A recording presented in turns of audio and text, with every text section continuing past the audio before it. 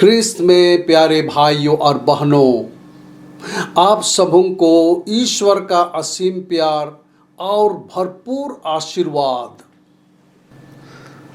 आज हम सामान्य समय का 12वां रविवार में हैं।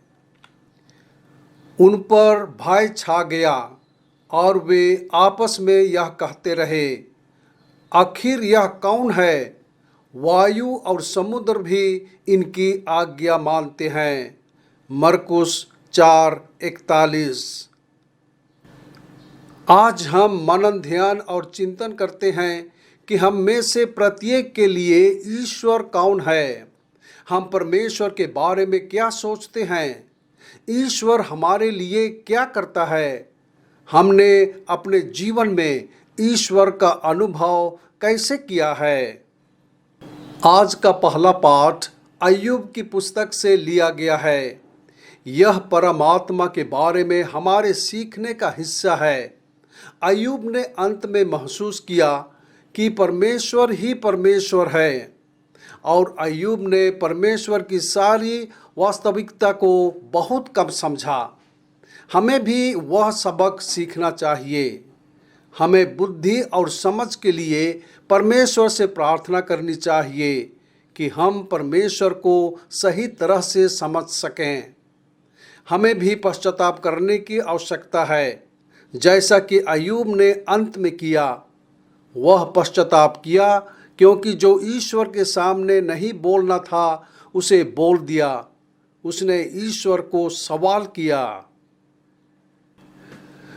कोरिन्थियों के नाम संत पौलुस का दूसरा पत्र में हम पढ़ते हैं कि मसीह का प्रेम हमें मजबूर करता है।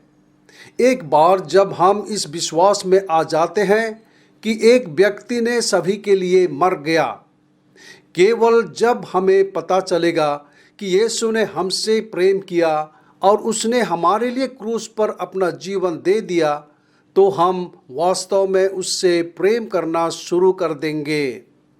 यदि कोई मनुष्य इस दृढ़ विश्वास तक नहीं पहुंचा है तो उसे ईश्वर से प्रेम करने की इच्छा नहीं होगी। दुर्भाग्य से ऐसे कई ख्रिस्तीय भाई बहन लोग हैं जिन्होंने क्रूस पर मसीह के प्रेम को महसूस नहीं किया है और ठंडे विश्वासी बने हुए हैं। यीशु के पहले शिष्य जो किसी ऐसे व्यक्ति से मिले जो तूफान को रोक सकता था, जो हवा और लहरों को शांत कर सकता था, हम निश्चित रूप से प्रभावित होंगे और उस व्यक्ति के बारे में आश्चर्यचकित होंगे। आज हम कल्पना कर सकते हैं कि यीशु इस नाव में सो रहे हैं जिसमें हम जीवन का यात्रा कर रहे हैं। यह छोटी नाव है और तूफान इसे चारों तरफ हिला रहा है और पटक रहा है और यीशु सो रहे हैं। कितनी बार हमने अपने जीवन में तूफानों का अनुभव किया है और सोचा है कि ईश्वर सो रहे थे, कि ईश्वर चिंतित नहीं थे, कि ईश्वर बस हमें अनदेखा कर रहे थे। आज का सुसमाचार हमें यह बताता है कि परमेश्वर हमेशा हमारे जीवन में क्या हो रहा है इसके बारे में जानते हैं। तब भी वे सोए हुए बेफिक्र और बेपरवाह लगते हैं। सुसमाचार हमें अपने परमेश्वर में एक गहरे स्तर पर विश्वास करने के लिए आमंत्रित करता है। परमेश्वर हमेशा हमसे प्यार करते हैं और हमेशा हमारी परवाह करते हैं।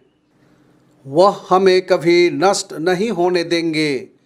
हम हमेशा परमेश्वर के तरीकों को नहीं समझते हैं और इससे हमें कभी आश्चर्य नहीं होना चाहिए। हमारे जीवन में डर है, चिंता है, दुख है, निराशा है। परमेश्वर सब कुछ देखता है और सब कुछ जानता है। केवल हमारी दृष्टि और ज्ञान ही इतना सीमित है। आइए प्यारे भाइयों और बहनों, हम हमेशा ईश्वर के अस्तित्व, विद्यमानता और कार्य के बारे में सोचें। हम ईश्वर को पूरी तरह से कभी नहीं समझ सकते हैं, लेकिन जितना अधिक हम उसे ढूंढते हैं, खोजते हैं, उतना ही वह हमारे सामने स्वयं को प्रकट करते हैं। आइए हम ईश्वर में पूर्ण विश्वास करें और अपने जीवन में हमेशा नम्रता के साथ प्यार से ईश्वर की स्तुति और धन्यवाद करें।